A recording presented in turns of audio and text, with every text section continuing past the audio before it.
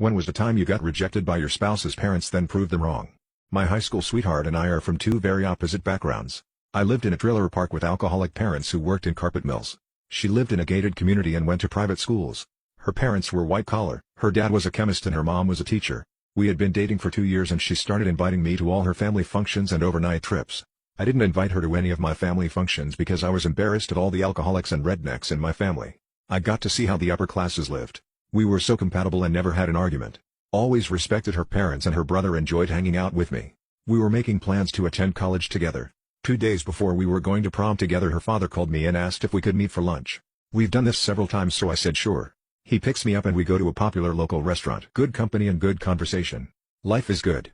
Her father asked me the usual questions about how my family is doing and how life is in general. He then proceeds to tell me that I am no longer allowed to date his daughter any longer. He told me that he doesn't feel that I could give her the lifestyle she deserves. No apologies. No other explanations. Nothing. Shook my hand and wished me luck in life and left me at the restaurant.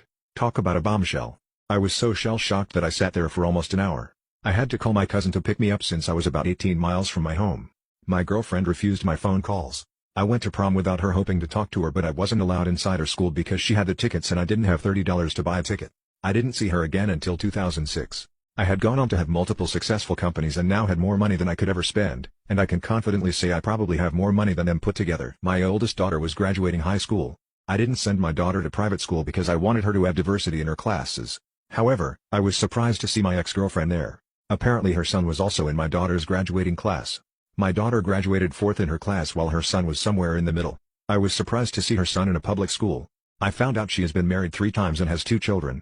She lives with her parents and works as a secretary at a local home pesticide company. That was the lifestyle I couldn't provide.